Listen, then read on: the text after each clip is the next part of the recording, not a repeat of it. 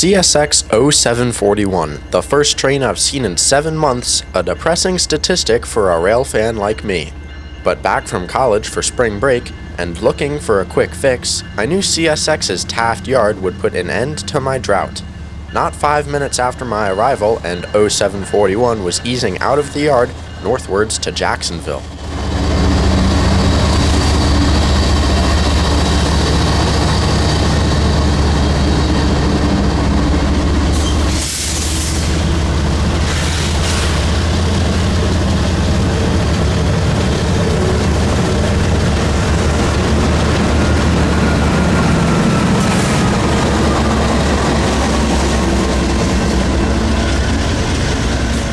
Once 0741 was clear, I barely had enough time to scurry across the tracks as Florida Central train Z915 was approaching from within the yard.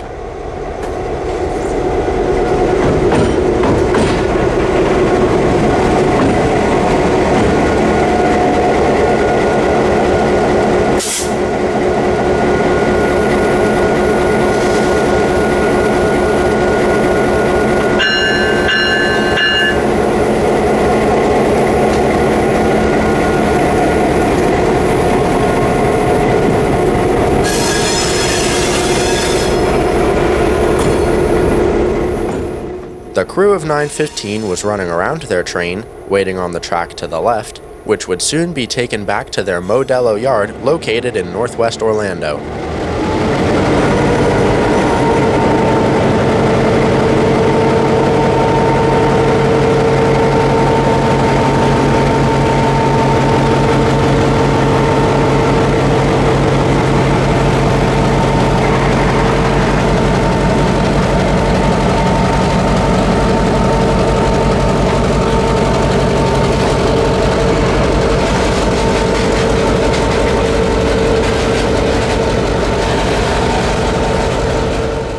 Today's train was a relatively large 27-car manifest with loads bound for an abundance of customers along the line. Upon arrival at Modelo, the cars will be split up and delivered to their respective customers over the coming days.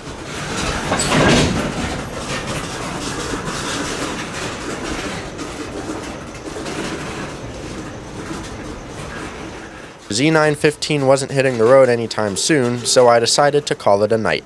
Keeping on the Florida Central theme, I was back out the next afternoon on the railroad's Silver Star branch line. I pulled up just in time to see the crew starting their shift, beginning with a shove back into a propane distributor's house track just behind me.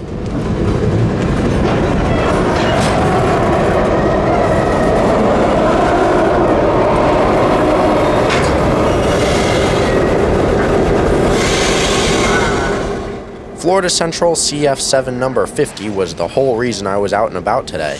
One of 2 remaining CF7s left on the Florida Central roster, I was very happy to have finally caught it in action. Just like its sister, FSEN 48, the 50 has been relegated to switcher service ever since its makeover by the Santa Fe Railway. The ATSF produced 5 iterations of these ugly ducklings, denoted as 1A, 1B, and 1C, 2A, and 2B. The latter of which I believe are operated by the Florida Central.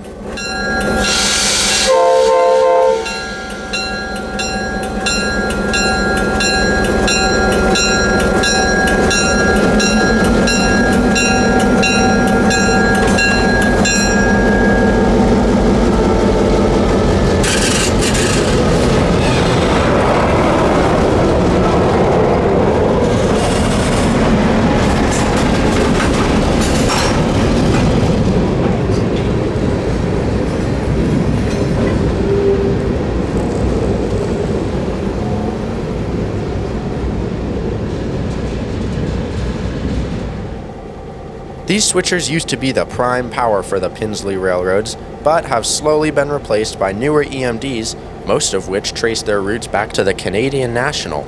Steadily becoming the runts of Florida Central's roster, the remaining 2 CF7s have been pressed into the less demanding duties on the railroad. That being said, number 50 has been assigned to the Silver Star area for a good bit, while my old friend number 48 has been trundling away on the Florida Midland for a couple of years now.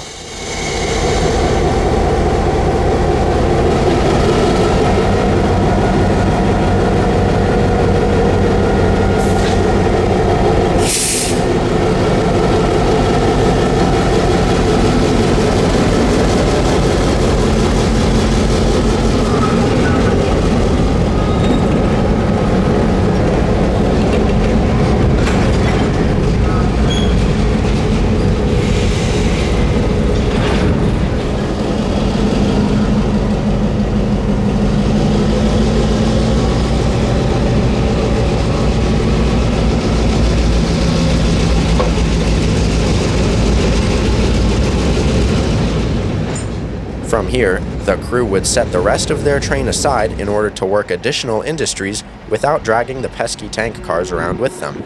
This would allow me to get a head-on, forward-running shot of the 50, unencumbered by freight cars.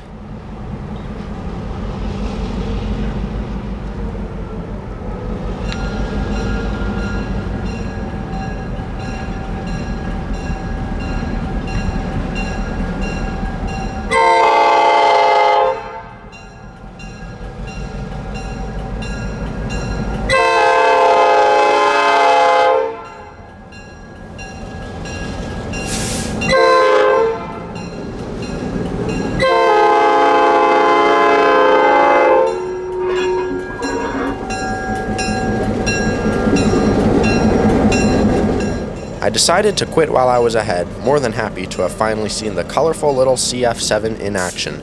Obviously bitten by the railfan bug, I knew a morning trip over to FEC was to be had. And just like that, I was in New Smyrna the next morning, watching as train 230 pulled out of the yard.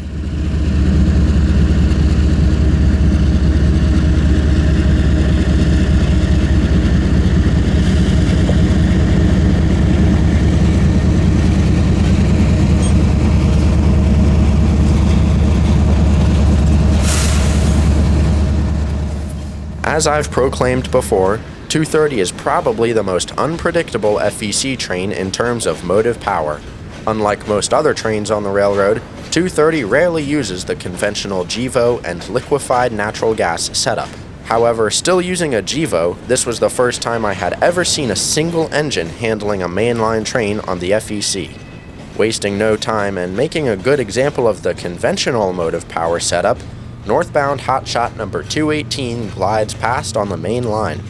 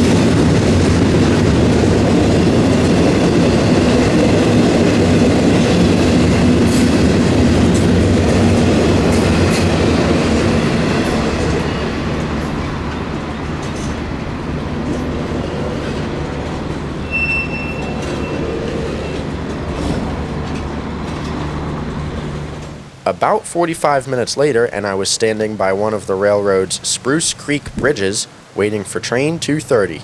I was looking forward to a nice sunrise over the river, but Mother Nature clearly had other things in store for me. Nonetheless, train 230 was quite a sight as it worked its way north.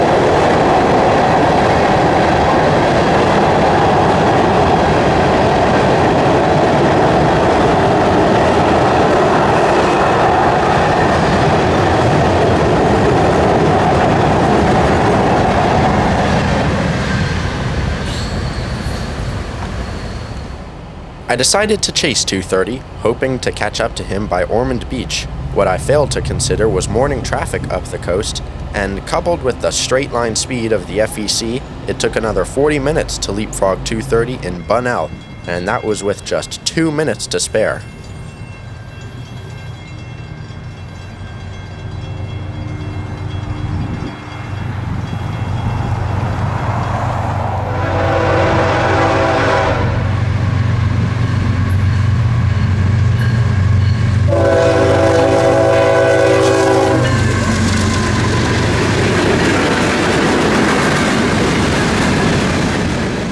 As per usual, my one morning on the FEC didn't quite quench my thirst. A couple mornings later, and we were back at New Smyrna in the early morning hours. Not 5 minutes after we had pulled up, and train 218 was moving north through the quiet town.